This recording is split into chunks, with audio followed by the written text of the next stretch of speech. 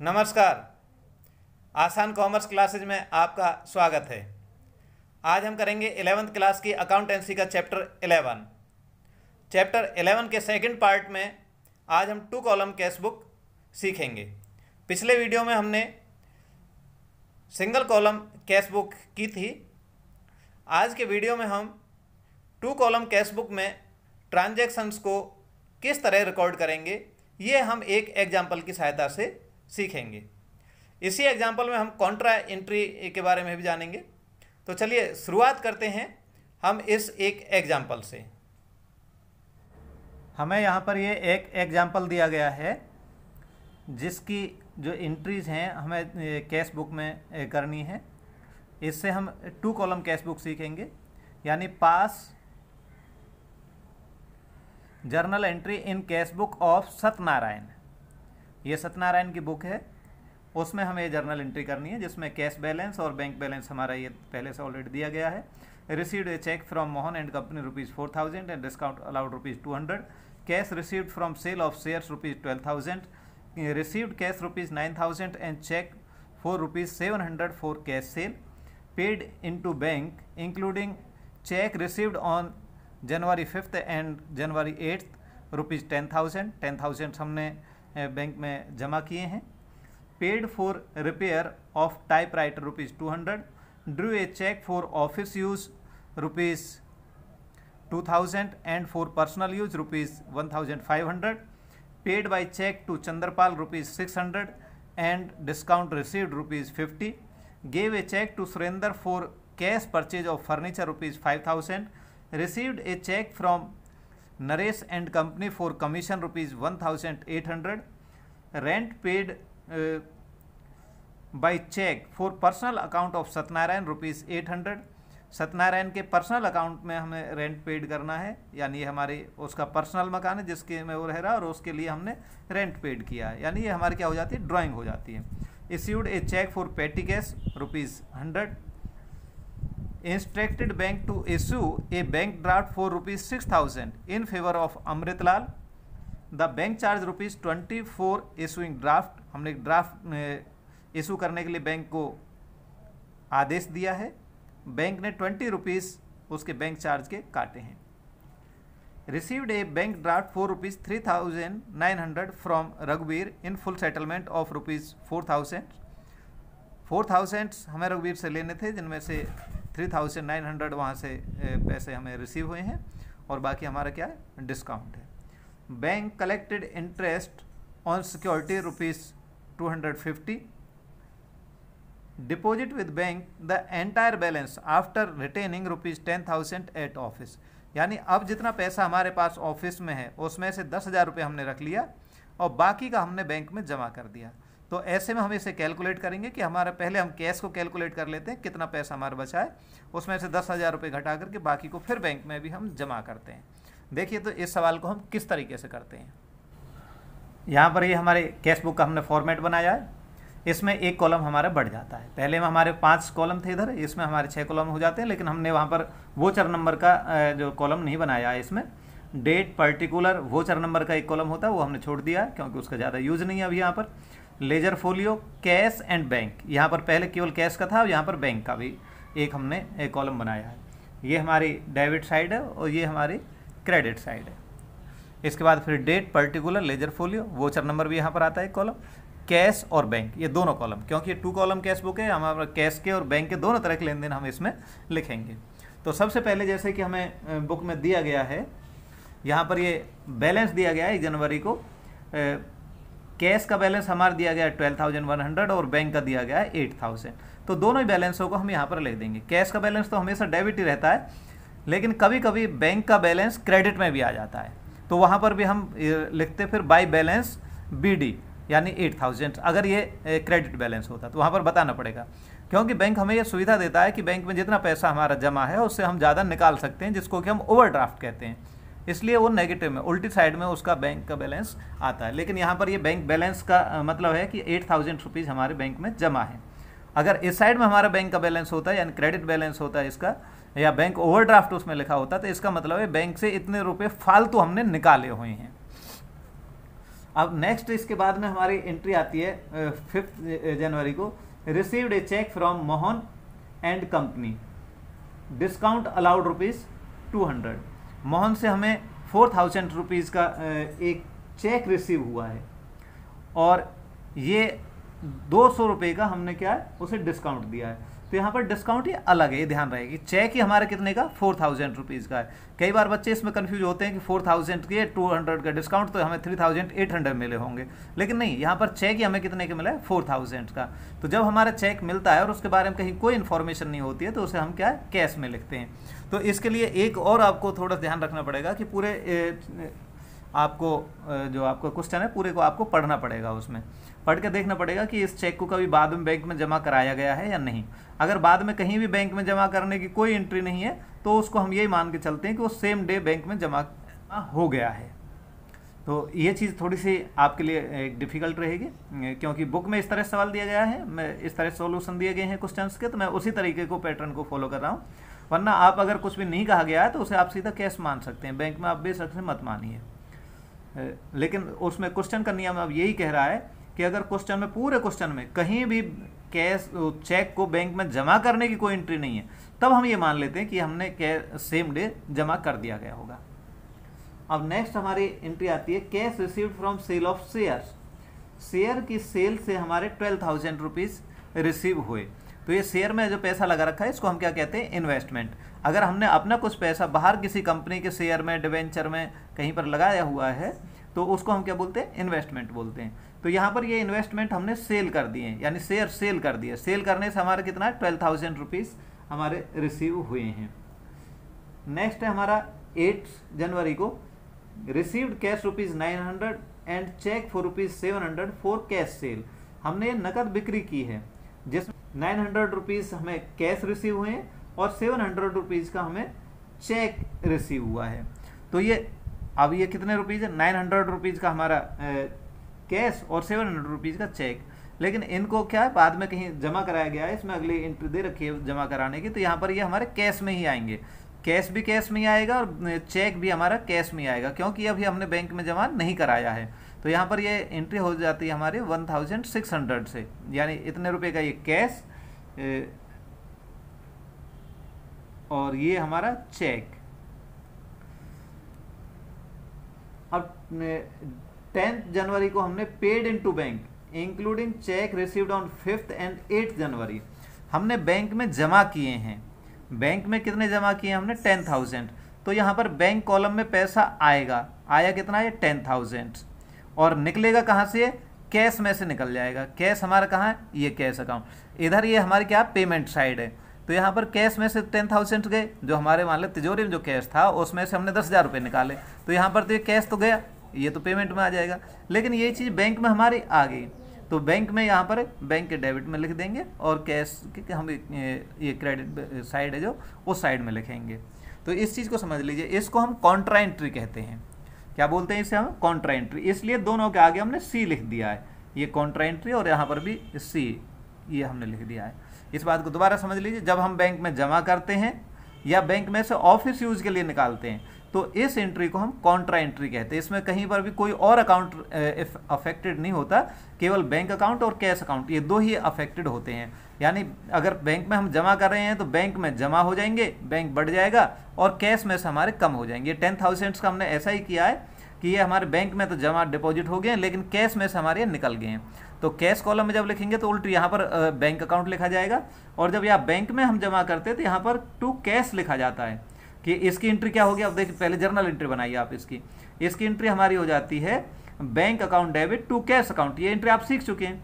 तो bank account debit to cash account, तो to cash bank के डेबिट में, बैंक अकाउंट क्या डेबिट है, बैंक के डेबिट साइड में लिखेंगे, लेकिन अकाउंट हम क्या लिखते हैं, दूसरा अकाउंट लिखते हैं, टू कैश अकाउंट। उसी तरह से यहाँ पर bank account debit to cash, तो टू कैश, कैश का मतलब यहाँ पर कैश में से निकला है, तो बाई बैंक, यहाँ पर दूसरे अपोजिट कैश को हमने क्रेडिट किया है तो कैश के क्रेडिट में लिखेंगे इसे, लेकिन अकाउंट का नाम अपोजिट का आता है, उस सेम अकाउंट का नाम नहीं आता है। ये कैश तो अकाउंट ही है ऑलरेडी, तो यहाँ पर बैंक आएगा।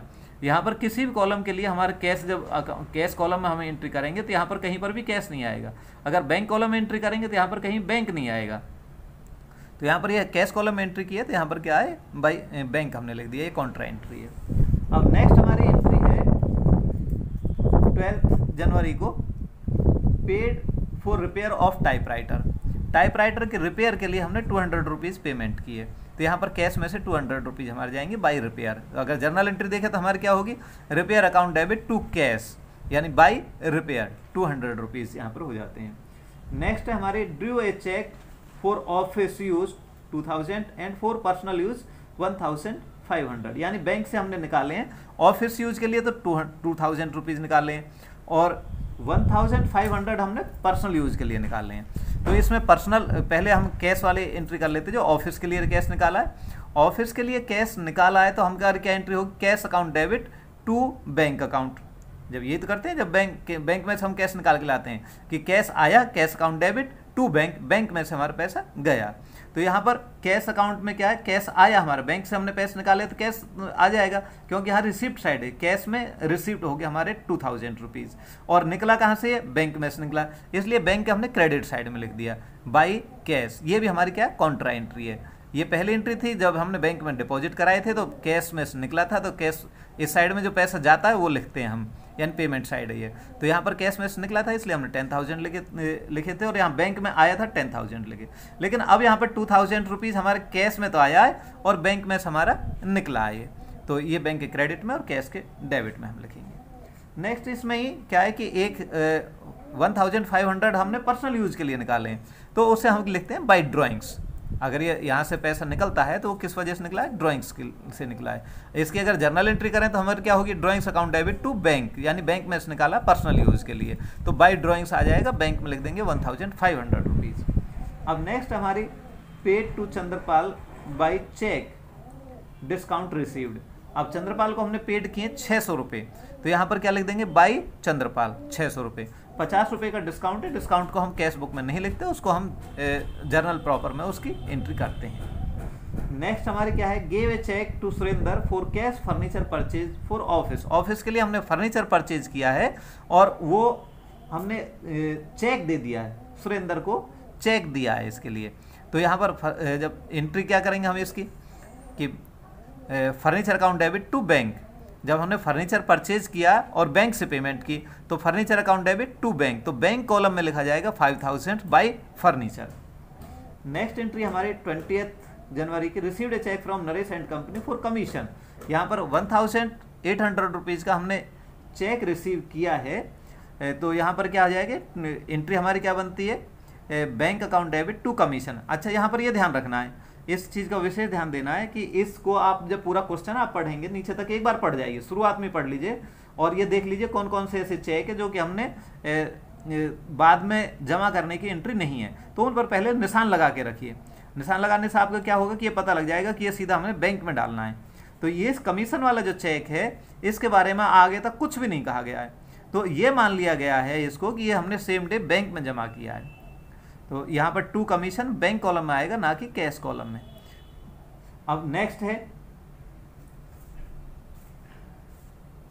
Rent paid by cheque on personal account of Satyanarayan.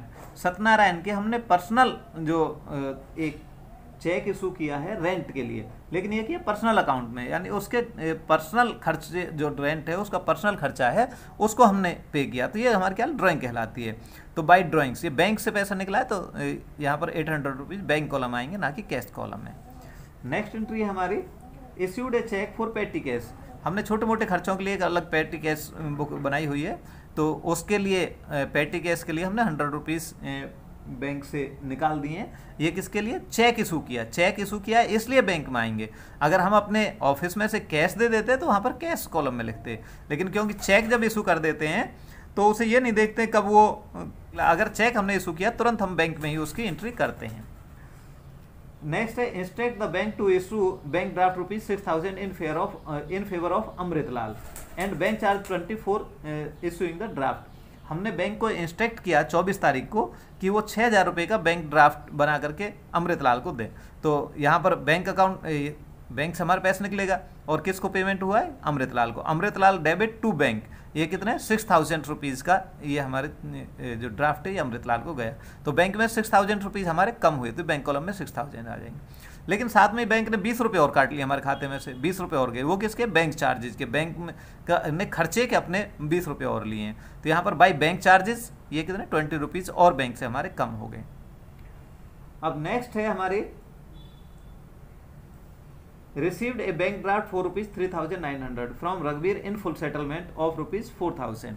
रघुवीर से हमने एक चेक प्राप्त किया है, वो बैंक ड्राफ्ट प्राप्त किया है हमने 3,900 का। तो यहाँ पर 3,900 रुपीज़ बैंक अकाउंट में लिख देंगे, क्योंकि बाद में इसको डिपॉजिट करने की कहीं कोई एंट्री नहीं है।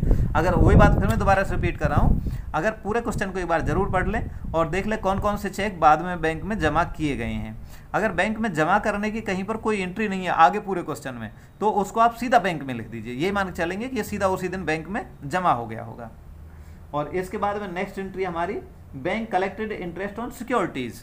बैंक ने हमारे कहीं से हमने जैसे कोई डिबेंचर कहीं से खरीद रखे हैं या कहीं पैसा जमा कर रखा हमने, तो वहाँ से हमारा इंटरेस्ट आया है और वो सीधा हमने बैंक में उनको अपना अकाउंट नंबर दिया गया है कि हमारा इंटरेस्ट हमारे सीधे बैंक अकाउंट में भेज दिया जाए।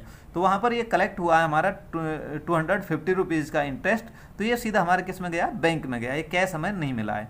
तो इस तरीके से ये हमारी जर्नल एंट्री इसकी पूरी हो जाती हैं।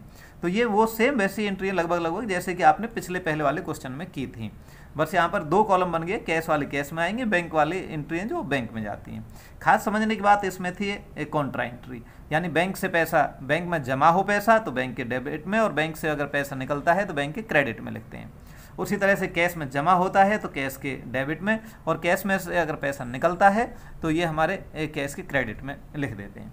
तो इस तरीके से कॉन्ट्रा एंट्री हमने आज सीखी है। लेकिन एक चीज़ और अब इसमें सीखनी है जो कि विशेष बात है, वो क्या है कि इन्होंने लास्ट में कह दिया है कि हमारे जो बैंक जो कैश है उसमें से 10,000 रुपीज़ हमने रख लिए, बाकी के बाकी हमने बैंक में जमा कर दिए। तो एक कॉन्ट्रा एंट्री और होगी है, यानी अभी बैंक में पैसा और जमा होने हैं और कैश में से पैसा और निकलने हैं। कैश में से कितने पैसा निकलेंगे? अब पहला इसका हम एक रफ पेज पर इसके टोटल कर लेते हैं कि हमारे पास में कैश है कितना। तो इस यहाँ तक की एंट्रियों से हम देखेंगे कि हमारे पास में कितना कैश बचा हुआ है। तो इसका एक अलग पेज पर इसके हम टोटल कर लीजिए पहले। तो टोटल हमारा कैश की जो रिसिप्ट साइड है उसका टोटल हमारा कितना आया? 31,700। और कैश के पेमेंट साइड का जो टोटल है वो कितना है हमारा? 10,200। ये आपका ये आगे, ये आपको वर्किंग नोट में करना है। अब आपके पास में बैलेंस कितना बचा हुआ है? 21,500। ये हमारा क्या है? बैलेंस बचा हुआ है। अब इसमें से उन्होंने कहा कि 10,000 तो आपको रख लेना है, बैलेंस बचाना है, और बाकी का जितना भी पैसा वो सारा बैंक में जमा करना है हमें। तो बाकी कितना पैसा बचा हुआ है? 11,500। ये सारा पैसा ये क्या है? बैंक में डिपॉजिट करना है, ये बैंक डिपॉजिट। तो इसकी एक एंट्री और आपको करनी है। तो इस एंट्री को करने के लिए पहले आपको वर्किंग नोट करना पड़ेगा, बनाना पड़ेगा। बिना वर्किंग नोट के ये एंट्री आपकी नहीं होगी। ये हमारा बैलेंस बच जाएगा ये। तो इसको 11,500। अब ये मान के और चल रहे हैं हम कि हमने क्या है 11,500 रुपीज़ बैंक में डिपॉजिट कर लिया। अब इसकी एंट्री क्या होगी? Bank account debit to cash account. तो बैंक अकाउंट डेबिट का मतलब बाई बैंक। ये किसमें? 11,500। ये हमने कैश में से हमारे गए 11,500, ये हमारे कैश में से निकल गए। और कहाँ गए ये है हमारी 31 जनवरी को लास्ट डेट पर। ये हमारे किस में आ गए? कैश में से निकले और हमने बैंक में डिपॉजिट किए, यानी टू कैश। ये बैंक कॉलम में आ जाएंगे हमारे 11,500। ये बैंक में डिपॉजिट हो गए। निकले कहाँ से? ये कैश में से निकल गए 11,500। तो ये भी हमारी क्या है? Contra entry. इसलिए हमने कॉन्ट्रा एंट्री लिख दी। जब ये कैश में से निकले तो यहाँ पर हम क्या लिखते हैं? वो पहले जैसे रिपीट कर रहा हूँ फिर बात को, उसको बाई बैंक लिखा जाएगा यहाँ पर। और यहाँ पर जब बैंक अकाउंट में ये जमा होते हैं तो यहाँ पर बैंक नहीं लिखा जाएगा। कई बार बच्चे इसको बहुत आमतौर पर गलती करते हैं, यहाँ पर टू बैंक लिख देते हैं। जब बैंक में डिपॉजिट कर रहे हैं तो बैंक में इतने आए तो टू बैंक, नहीं, ये टू कैश लिखा जाएगा। और यहाँ पर जब कैश अकाउंट में लिखते हैं तो बाई बैंक लिखा जाता है कॉन्ट्रा एंट्री के मामले में। अब इसके बाद में ये बिल्कुल आपका क्वेश्चन आसान बन गया है। अब आपको इसमें कोई दिक्कत नहीं आएगी। अब आप दोनों साइड के रिसिप्ट एंड पेमेंट, इन दोनों के आप यहाँ पर टोटल कर लीजिए। अब बैंक में जो रिसिप्ट है, टोटल रिसिप्ट ये हमारी कितनी आई हैं, इनको जब आप टोटल करेंगे तो ये आते हैं हमारे इन्हें टोटल कर लीजिए। 8 9 17 2 19 और 5 24 बस लगे 2, 8 2 10 और 10 20 21 और 3 24 और 11 35, ये 35,450 ये तो टोटल बैंक की रिसिप्ट है।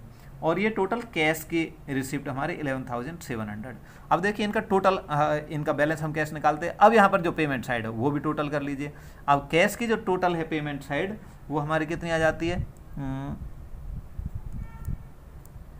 721,700। और बैंक की जो यहाँ पर टोटल है इसको आप कर लीजिए, ये पेमेंट साइड ही आती है 20 5 और 11 और 8 19 20 असल लगे 2 2 4 5 5 10 और 16,020 रुपीज़। अब ये देखिए इनकी पेमेंट साइड है। अब जब पेमेंट साइड लिखने के बाद में हमें कुछ थोड़ी सी जगह छोड़ने के बाद में दो लाइन यहाँ पर ये इस तरीके से हमें खींच लेनी होती हैं। और इसी के साथ में दूसरी तरफ भी यही 2 लाइन हमें ऐसे खींच लेंगे। नीचे का डबल लाइन लगाने का मतलब है इस अकाउंट क्लोज करना, कि यहाँ से अब नीचे का इसमें शामिल नहीं किया गया, ये एंड का क्लोज है। अब हम क्या करते हैं, रिसिप्ट साइड का जो साइड ज़्यादा हो पहले उसका टोटल करेंगे। तो यहाँ पर ये डेबिट साइड का दोनों में ही ज़्यादा है, ये 35,450।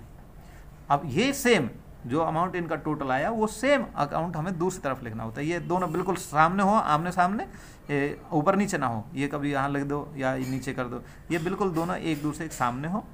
और 31,700 यहाँ पर लिख देंगे हम, 35,450 यहाँ पर लिख देंगे। अब 31,700 में से आप 21,700 लेस करेंगे तो यहाँ पर ये कितना 10,000। वैसे भी हमें क्वेश्चन में बताया गया था कि हमें 10,000 बचाना, तो 10,000 यहाँ पर बचेगा। इसको हम लिखते हैं by balance CD, carry down. और इनको हम 35,450 में से हम 16,020 इनको लेस करेंगे। इनको लेस करने पर यहाँ पर ये बैंक का बैलेंस आ जाएगा। और ये बैंक का बैलेंस हमारा बचता है 2 3। वैसे इसका देखिए बैलेंस घटाने का एक तरीका है, आप इसको जैसे 0 से 0, अब यहाँ पर 2 है तो ये कितना आना चाहिए जिससे कि यहाँ पर 5 आ जाए, 2 और 3 5। अब आगे कितना 0, अब यहाँ पर कितना लिखना चाहिए जिससे नीचे 4 आ जाए, 0 और 4 ये हो जाते हैं हमारे। अब 6 और नीचे 5 है तो यहाँ पर कितना लिखा जाना चाहिए जिससे 5 आ जाए। 6 के बाद में अगर 9 लिख देंगे तो ये 15 आ जाएगा, 15 का 5 का असल 1 लग गया। अब 1 और 1 2, और अब यहाँ पर देखिए 2 और 1, यहाँ पर ये 3। इस तरीके से आप बैलेंस निकालने की प्रैक्टिस करेंगे तो ये आपका बैलेंस निकल जाता है। अगर इस तरह से सीधा सीधा यहीं पर बैलेंस नहीं निकलता है तो आप इसको दोनों अलग एक वर्किंग नोट में करके अलग घटा करके देख सकते हो और यहाँ पर बैलेंस लिख देते हैं। ये हमारे चलन में ये कि यहाँ पर भी हम टू बैलेंस BD लिख देते हैं। इसे आप चाहें तो लिखें चाहे ना लिखें। ये 1 फरवरी को ये हमारा बैलेंस निकल के आएगा। ये बैलेंस भी, ये बैलेंस CD अगले साल अगले महीने के लिए बैलेंस ले जाएंगे, यानी ये कब है हमारा 31 मार्च को, 31 जनवरी को, जनवरी महीने का है कैश बुक है जो हमारे 31 जनवरी को हमारे बैलेंस आए थे। या टू बैलेंस BD हम यहाँ पर लिख देते हैं। ये 10,000 हमारा कैश का बैलेंस है और 19,430 हमारा किसका, ये हमारा बैंक में बैलेंस है। तो ये जो बैलेंस हमारा महीने के लास्ट डेट में होता है वो अगले महीने के शुरुआत में होता है। तो महीने के एंड में हमारा बैलेंस ये था, ये अगले महीने के यानी फरवरी के 1 फरवरी को हमारा ये बैलेंस ये होगा। आप इसको लिख देते हैं तो बहुत अच्छी बात है, नाम लिखते हैं तो कोई सवाल इसमें कोई क्वेश्चन गलत नहीं करता, लेकिन हमें चाहिए कि लिख दें इसको भी। तो अभी आपके ये 2 कॉलम कैश बुक आपकी मुझे लगता है शायद समझ में आ गई होगी। इसमें और कोई ऐसी बात नहीं है जो कि आपको समझाया जाए। आज के लिए इतना ही, नमस्कार।